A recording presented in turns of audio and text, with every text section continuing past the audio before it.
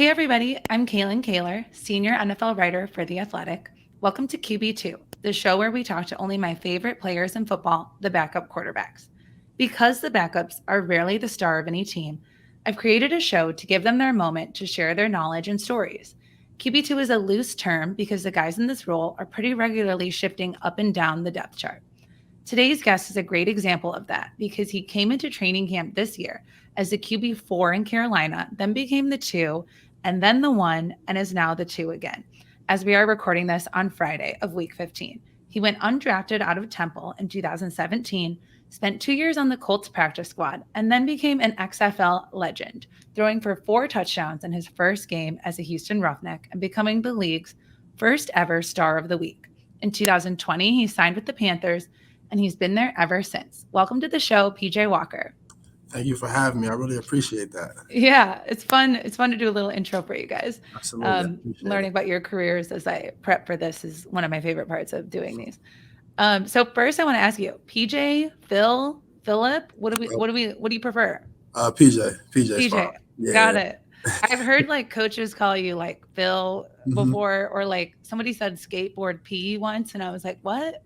Yeah, that's a nickname I got last year. So, I mean, How did that come about? Where did Skateboard P come from? Cam Newton. When he got here last year, called me Skateboard P. And a lot of the guys in the receiver room can't let it go. So they all still call me that for the most part. Why do you think? I mean, did you have a skateboard? What was the origin story of that? I don't know the background, but I don't know the background of it, but some guys do. And I'll Some find out. people do, but you don't. No, I don't. I don't. Okay, Oh, this, he has a name for a lot of people, and yeah. everybody almost had a nickname. We had Kyle Allen on a couple weeks ago, and he had a nickname also from Cam. It was Lovey Dovey. He knew the origin of his because it was because he kept posting his girlfriend on his Instagram. But we're gonna have to find out. So, like again, Yes. Cam, if you're watching this, please phone in and let us know why PJ is called Skateboard P. We need to know, or any teammates who are watching, please let us know. That too. I want to start with a question that I think is really pertinent to guys in your position. So, I've talked to players who don't want to come on the show because they don't see themselves as a Yeah. backup or they don't want to ever like identify with the term QB2. And even though I said it's pretty loose, some people just don't want to go there. So I'd be curious for you at this point in your career, how do you see yourself? Like, what term would you use to describe like where you are in your career? It's tough to have a term for it, just based off of my situation over the past couple years. Yeah. Uh, but now, me being being my 6th year in the league, I'm one of those guys that could just come into a QB room and I can help the room. Whether it's help the starter, help the backup, or anything like that. I'm always here to push guys, give guys that competitive edge when I'm in that room, and that's always been my role. So for me, it's always just push the guys around me, try to get guys better, and also because that also brings out the best of me. Just making sure everybody else around me is good and competing at a high level. Your first start in the NFL was in 2020 when Teddy Bridgewater hurt his knee and he was questionable all week. I believe he was a game time decision. Yeah. Take me into that Sunday. How much time did you have? Like, when did you find out you were going to be starting? I found out right before the game Saturday or Sunday morning, but I had an idea going throughout the week. Just Hmm. the way the reps went during the week. Teddy didn't practice much, and so for me, it was just to go out there, take advantage of those reps when I was out there, and just keep preparing like I'm going to start, not knowing if I'm going to start or not. I know Teddy could have went out there and played with or without practice, so for me, it was just to go out there and be ready and stay ready. And so when you find out Sunday morning, like, do you remember if it was like an hour before, 2 hours before? Like, what is it like on a game day? How do you get that information? About an hour before, because Teddy had to go through his pregame warm up, his pregame Uh workout to huh. decide Right. Right. if he can go or not, and I would say about an hour before the game, they let me know that I was going to end up starting, and so for me it was just I was already preparing myself to start though, so that was Yeah. the best part. I didn't really think that Teddy was going to play, so for me it was just to go out there and be ready. I had that mindset all week, and if I didn't have that mindset all week, I probably would have struggled a little bit out there. So it was more like a confirmation as Yeah, opposed to like really you were on the fence. Like you pretty much right. knew. Yeah. Yeah, pretty much. I knew, and I had a good idea. It was I just needed the confirmation of saying, Yeah. all right, you're gonna be the starter today. When the starter like has an injury like that, how much are you kept in the loop as far as like how his rehab is going Not or too much. how he's feeling on that Yeah, day? Like what do you know about it? not much at all, especially for a guy that's like questionable. You just really never know how they feeling. They could not feel good all week, and come Sunday they could feel better. So Yeah. you just gotta at the end of the day be ready. And for me it was also just to look forward to the opportunity. Don't go out there and not be ready for it. So I just had to make sure I was ready for the opportunity, and I was. And is it more like just because the nature of certain injuries is kind of unpredictable that you don't know, or is it more like Teddy doesn't want to tell you, or other people don't want to tell you? I don't think it's more of Teddy not wanting to tell me or other people. I just think that it was just more of him rehabbing throughout that week and Yeah. just seeing where he can seeing where he was at the time and seeing how he moved and things like that. Uh, just when the opportunity was presented to me that I'd be starting, I had to take full advantage of it. And I thought the guys around me, also helped me out with that and just get me prepared for the week. They was all buying into me, and it felt good. So I'm going to come back to this season of the Panthers a little bit later, but I want to go back to the very start of your professional football career Uh, with the Colts, and Andrew Luck was there at the time, and I believe you were there. I mean, Luck just did his first big interview with ESPN recently, so he's kind of been back in the news as we've gotten a better understanding of like what was going on in his mind during that time. What was it like to be there with Andrew Luck and witnessing him just stepping away from the game? That's that training camp. it was it was crazy because he just won comeback player of the year before, Yeah. and to this the main thing I really remember is Jacoby coming up to me on the sideline like 12 is about to retire, and when he said that, Andrew didn't come on my mind first of all, so I wasn't thinking Andrew. Then You're I was thinking I like was, Aaron Rodgers or I something? was thinking somebody Tom else. Brady. I had no idea who he was talking about. Maybe like Tom or somebody, but Yeah. then when I was like 12, he was like Andrew. I was like, what? I was as shocked as everybody else was at the time. I found out during the game, so it was like, wow. I wasn't expecting it or nothing like that. I'm sure a lot of people wasn't, but to see it happen was crazy. It was a crazy time, and it's just happened so fast. I want to say, it was right. I found out going about end of the game, and next thing you know, it happened.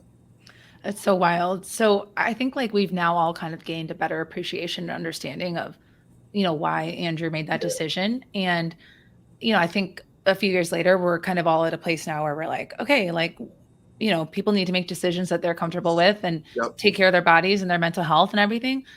Have you ever, in the course of your career, which has obviously been full of up and downs, Mhm. have you ever thought about quitting? Like, why are you still here, Yeah. trying to make a football career?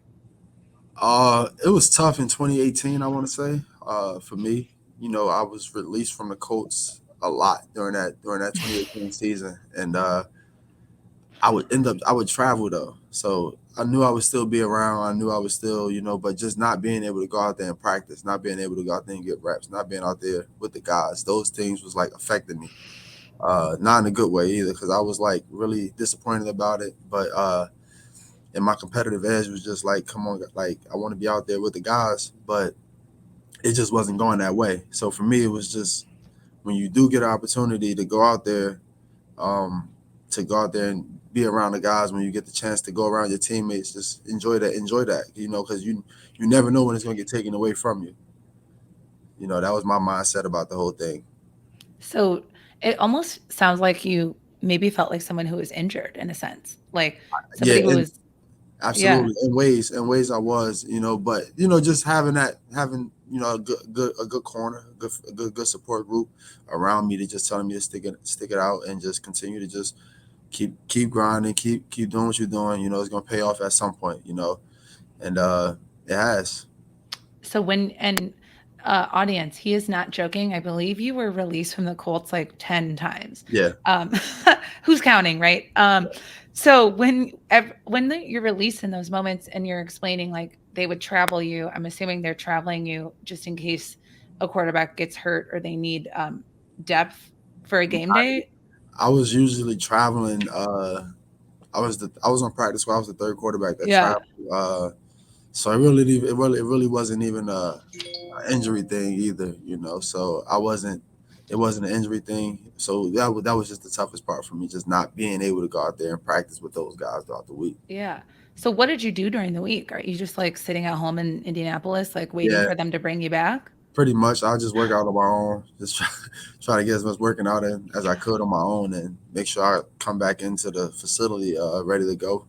Yeah. Are they, I don't know exactly what the rules are. Like, are the coaches able to, if you're not official, if you're not on, they can't talk to you or send you Mhm. anything? Yeah. Nope. Okay. Wow. So, if you were like seeing hypothetically, if you had been seeing like a counselor with the Colts or like a sports psychologist there, like you Mhm. would not be able to do Yeah, that anymore. I wouldn't have been able to because I wasn't part of the team at the time. Wow. That is like a very interesting sort of like weird gray area for players who are like on that fringe bubble Yeah. where like the team does need you, but they don't need you every single day. Yes.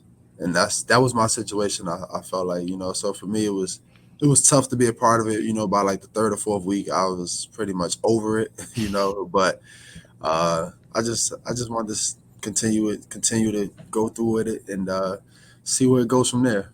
Yeah, that's so interesting. So the last time that they released you, it was September of 2019. Yep. Um, did you think you were going back? Like, what was the messaging at that point? It wasn't like those previous ones that the conversations we had with the previous releases. I thought I knew that was my final time being there. I knew that was the last time I'd be there. And So they actually said like goodbye. yeah, yeah, it was Like, actually I got actual goodbyes that during oh, that. okay, okay, So I just knew I knew that was it for me. okay. And what are you thinking at that point? Are you thinking my NFL career is done? Are you Nah, thinking I'm gonna have another shot? I'm definitely thinking I got another shot to go somewhere. I was already in the process of kind of hearing about the XFL. Yeah, And for me being on the practice squad the past 2 years, I was just ready to go out there and play football no matter where it was. At that right. moment, I just wanted to go out there and show the guys and show pretty much the world that I've been working and I can go out there and play football still. Being on practice squad for 2 years and not getting no game reps is pretty challenging for a player, I would say. And nobody's really getting an opportunity to see you play besides the guys around you. And when I got the opportunity at XFL, it was my opportunities that I had with the Colts on the practice squad showed how I was practicing in the XFL, how I was practicing with the Colts. So for you, you weighed actual game experience Hmm. over going to another NFL team's practice squad. Yes. Because I know, I think Oliver Luck, who was the commissioner of that version of the XFL, Yep. he said that after you had committed to the XFL and signed on, the Pittsburgh Steelers wanted to sign you. I think it was like Ravens week, and they Yeah. thought you were similar to Lamar Jackson, and they wanted to sign you kind of to be that scout team look during the Yep. week. But obviously that's not game action. How did you feel learning? Did you know that that happened at the time? I knew it happened. And my agent spoke about it, and I wasn't disappointed. Um, it was. I believe it was towards the end of the year. At some point, it was probably middle towards the end of the year. So for me, it was just to go out there and get prepared. That we're gonna play in the XFL. I knew those games was gonna be live and televised. So for me, it was just to go out there and just show the world I was able to play ball still. So your Twitter, all your social media like profile photos are still from your XFL Yeah, days, which I actually love that. Like that version of the XFL was so much fun, and I'm super excited for it to come back this I am season too. because you're like I'm going to be watching. I'm definitely gonna be watching. Definitely. So I want to talk a little bit more about that XFL chapter of your Mhm. life because it was so exciting. So when you joined the XFL, I mean, it was it was a brand new iteration of this. What was different about life in the XFL as a player? Like what what benefits do you get as an NFL player that maybe weren't around in the XFL?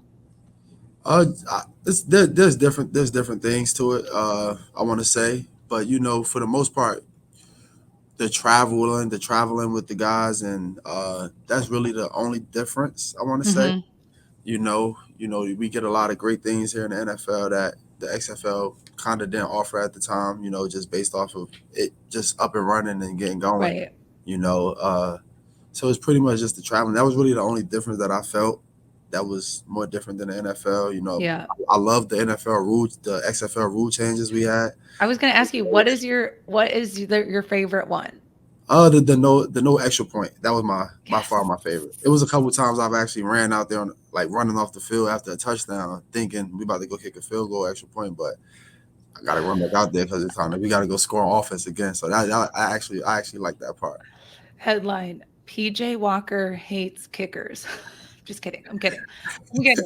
We didn't say that. That's not what he said. Don't take it out of I didn't context. say that. I didn't say that. I will say that personally. They're great people. They're great people, but I 100% agree. Like that is why I love the XFL because Yeah. all the different. I mean, you could score 9 points in one Yes. possession because Yes. there was a 1 point conversion, there was a 2 point conversion, there was a 3 point conversion, which barely anyone ever did. Yeah. But I was going to ask you, like, how. So, if your favorite rule change of the XFL was that extra point, being a conversion every time and no actual extra point kick, what how did that change the strategy of the game? And I personally would think like so the 3 point conversion was the farthest back, the Yes. 2 point was at the 5, I think, and the Yeah. one Two point points at the 5, and the 1 point was at like the the two. two. Yeah. Yeah. So I would think if the farther back you are, you actually have more room in the end zone to like do a passing Yes. play, but it wasn't utilized that much. So tell me a little bit about like the strategy of the conversions in the Yeah. XFL. So I think it was based off the teams we were playing because we actually went for 3 points in the XFL a couple times on my team. We was a pass heavy team though. Yeah. Like we threw the ball a lot. So for us, it was anytime we saw a team that played like red two or any type of split safeties down there, we was attacking, we was throwing the football down there. We wanted to have that space, so we would go for 3 points. We would try to spread the field out and try to just get people to run as much with the space that we had. It was more space for us to go out there and convert and make those plays. Do you think the NFL will ever adopt that? Are you sort of are you bringing it up in meetings? Are you trying to convince people like, I'm all for it. grassroots style? I'm all for it, but I don't think it'll change. I think the NFL does what the NFL does for a reason, and it's always worked. So I think that's why they're consistent with what they do. Did your 3 point conversions were you successful? We were successful on two of them, I believe. Okay. Yeah, That's like so much fun. I love that. yeah, So you kind of one of my other questions for you was going to be, did you ever get confused either? And you talked about running off the field thinking, oh, mhm. we're gonna kick an extra point, like I'm done. Were there any other moments where the rules changes became confusing, and some of the other rules changes for the audience who maybe isn't familiar? There was a running game clock. Yep, There was an eighth official, particularly to spot the ball to kind of yeah, keep the game moving faster, which I think is also another really good idea. yep. You could do a double forward pass, hmm which is really fun. Yeah. So, was there any moments where you were like, "Wait, what is going on here?" No, I actually liked all the rules that they had in play. One of the most interesting things though about that was every receiver having a speaker in their helmet. Mm-hmm. Like that, like in the NFL, you got all the quarterbacks with the quarterbacks and linebackers or whoever's calling Right. the plays for that team has the One speaker. person per Yeah, side. Yeah. and for the XFL, all the receivers had them with the quarterback. So the receivers barely was in the huddle for us. They always stayed outside the huddles and they just listened up for when June was calling the play to me. He was talking to them as well. So that was actually interesting to me. Does that seems like it would be helpful as far It as is. the speed of the game. It is, and the play clock, not the play clock, the time clock to get in and out of the huddle was short. It was only Yeah, 25 right. seconds. Right. So that was part of the reason for us not huddling at all with the receivers and keeping them out there for the splits. And when did the like microphone shut off? Like, It's like the NFL after okay, 15 seconds. okay. So were there any times you were able to make like say something to a? Could you say something to your receivers, or you're all just listening to the I coach? wasn't able to say something. We was all listening Yeah. to the coach, so that was Okay. really. But he would call a play in, and our team was pretty good with knowing what they were doing and things like that. So they really June pretty much didn't say much after he said the plays.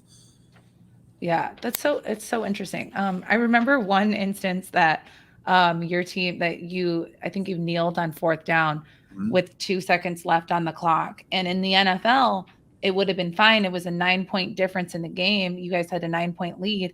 In the Yep. NFL, that would have been fine. But in the XFL, your opponent, I think it was Seattle, actually could have had a chance to tie the game because you can't score 9 points. What happened there? Was that just like coaches kind of forgetting about that or So so we ended up taking the knee.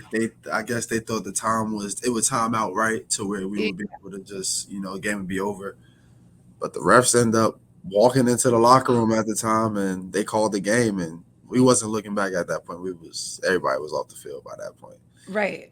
Right. Wow. Do you remember what was the communication like after that? Like, did anyone try to get you guys to come back out and be like, well, it's actually not over? Yeah, Seattle tried to, but the refs. I don't believe the refs didn't think that they could score or something. It was just something. It was a crazy situation that Yeah. wasn't the refs wasn't trying to come back out for it, and they wasn't trying to finish that last 2 seconds of the game, which was weird.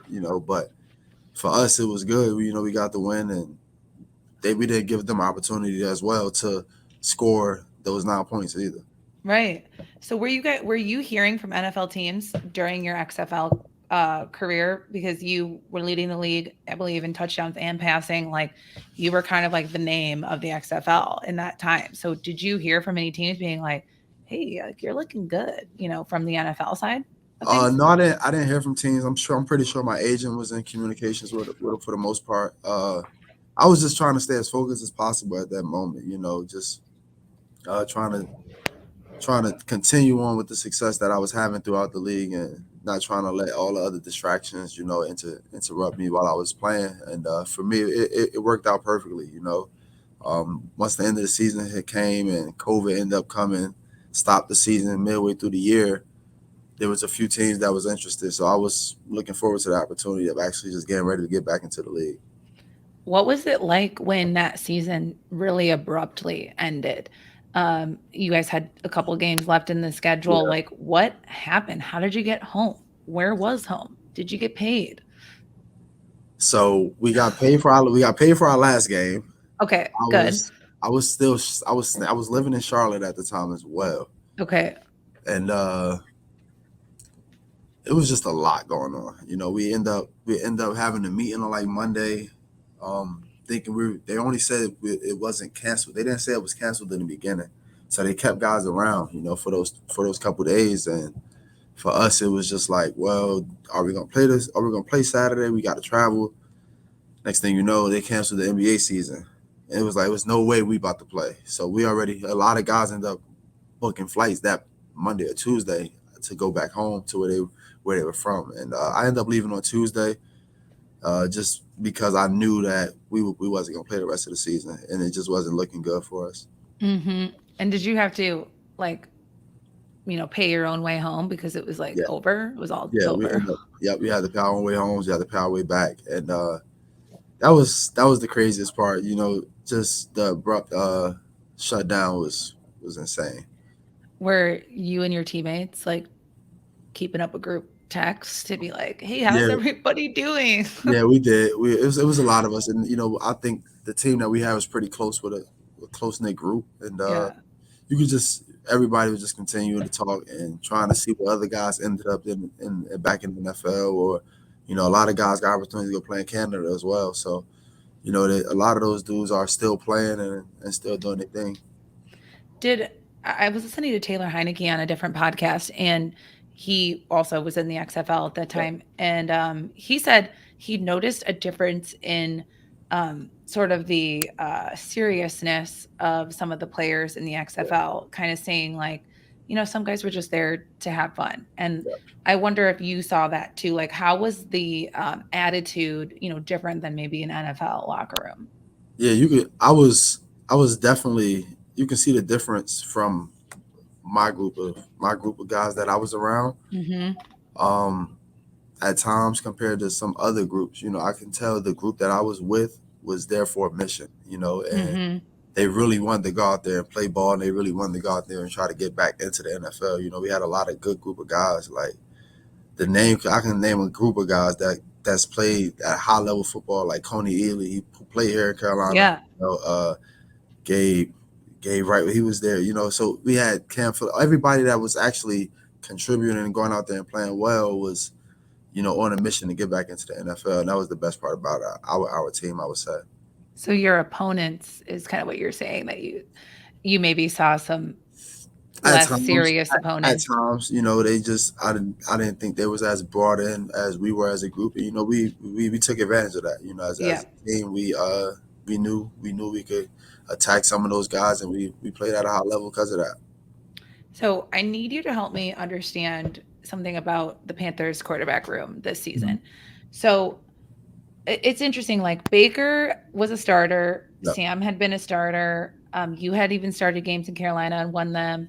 So just looking at the room from where I sit, there were two first round picks who had been starters for most of their careers, Yeah. and then you. And when all three of you have sort of the ability to start, you can, and maybe sometimes think you should be, like, what is the dynamic there when you have three guys that are like, I could do this? I was just talking to one of the guys in the locker room about this. I I've never been around a group of guys that was as unselfish as the group that we have in our locker that we had in that QB room at the time. We all knew we can go out there, contribute, play on Sundays, and go out there and win games for this program, for this team, for the organization. But when only one guy can go out there and play on Sundays, so for us it was to support whoever went out there and played on Sunday. And I thought that's what we did really well. Each guy had each other's back, and we was out there competing with each other. And the decision that was made going into the week to see who was playing was the decision. We ran with it, and we fed off each other. We helped each other. We got each other better throughout the week, and that helped us. That helped us a lot, and it made our transitions throughout every week easier. It was because if it was anybody that was going to show any anger or anything like that, it probably would have affected the room. But all the guys stayed humble, stayed mellow, and just whatever happened. They went with the flow of the decisions that was made. So Matt Corral, who is the rookie that Carolina drafted this year, he gets hurt in the preseason. Yeah. He's on IR. Is he around? Is he able to be like involved at all this Yes. season in the quarterback room? Yep. He's around. He's in the QB room. He's learning Nice. still. He's still trying to adjust to the league, and I'm just here to help him as much as I can as well. Mm-hmm. I'm the guy that pretty much he comes to for a lot of his answers. So for me, it's just to always have the answer for him. Always be there to have the answer for him and help him as much as I can. What are the conversations like when, as I sort of said in this intro, like you've been in a lot of different jobs just this season alone, and so had Baker, so has Sam. What are the conversations like when Steve, or if it was Matt Rhule at the time, when he says to you guys, okay, PJ's got the job this week, or it's Baker this week? Do they do that with everyone there? Are you guys informed individually? How does that actually play out? Yeah, it's been broken. It started with Coach Wilks. Just him coming into the room throughout early in the week and letting us know who we gonna roll with. And so for us is So you're all there. yeah, we all in there, we listening, and that's the best way you Yeah. can get the information is straightforward and honest. He gonna shoot you straight, and it's gonna be what it's gonna be. But that's the response. That's what you want as a player. You want Mm-hmm. somebody that's gonna be there and tell you what it's gonna be straight up. So for us, when he come in there, he give us that information. We all we can do is just sit there. We can take the information in and move on. Support the guy that's starting that week. So that was our mindset. I would say each week, every week that we got that information. Yeah, that's so interesting. And then obviously the most recent kind of big news out of Carolina was when Baker requested his release after he found out he was going to be inactive for that game. Does Baker inform you guys about that, or is that kind of between him and the front office that Yeah, he's asked to go? yeah, that was pretty much between him and the front office. So for us, we was as shocked as everybody else was, and Yeah. it sucked to see it happen, you know, because we all was there supporting each other, you know, helping each other, and for the most part, we all was really good friends in that room. So we all built a really good relationship with each other just based off of since training camp, you know. Uh, and that was tough. And obviously, I mentioned Matt Rhule earlier. He was fired Mhm. midseason, or not even really midseason. It was pretty Yeah. early in the season. What is it like to be a part of a team where a coach is fired? I think this is your first time experiencing that During the in your NFL season, yes. career. It's Yeah, my during the first time during season. the season. Yes, during the season. What is that like? Did you guys like have any inkling of what was going to go on? How do you find out that information? Yeah. Uh, you kind of feel the vibe of it, you know, throughout the weeks as it goes on. But it sucks, you know, just because you go through training camp, you go through a lot of different phases and throughout this football season, and to have your coach leave is one thing, but then to have like the head coach go, you know, who's pretty much running the show at the time, is difficult, you know. So for us, it was more so like we have to adjust to what's next, you know. And then Coach Wilks came in and did a great job. You know, I think the guys around was all brought in. You know, the first week we got Coach Wilks, so you know we was just looking to try to get things going, and we just wanted to get on the winning board.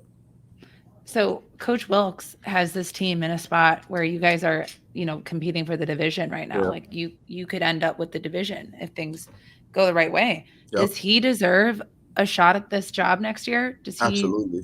Yeah. Absolutely. You could see the guys around bought into it. It's not even buying it.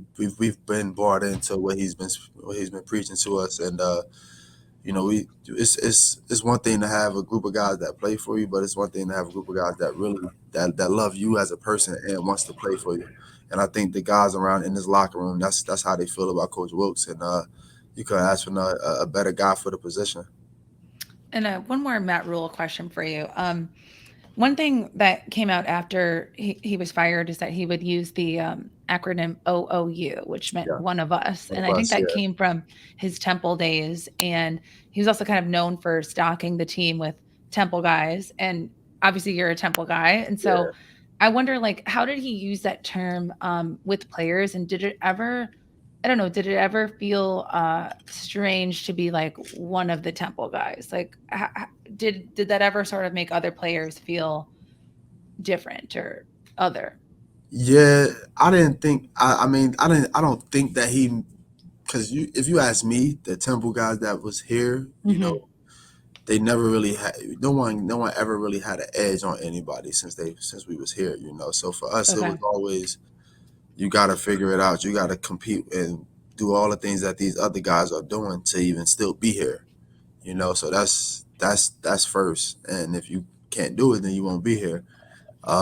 So for I think the guys around in the locker room understood that, and they didn't really feel any type of way because they knew those guys was competing the same way they were, and it's just tougher to see a group of guys from college. You know, it's different if you see one or two guys, but when you see a handful, that's in a locker room because of someone, you know, you can always raise some skeptics about, oh, he's probably getting treated different or things like that. But I didn't go through anything like that. I didn't feel like any other guys in his locker room has either.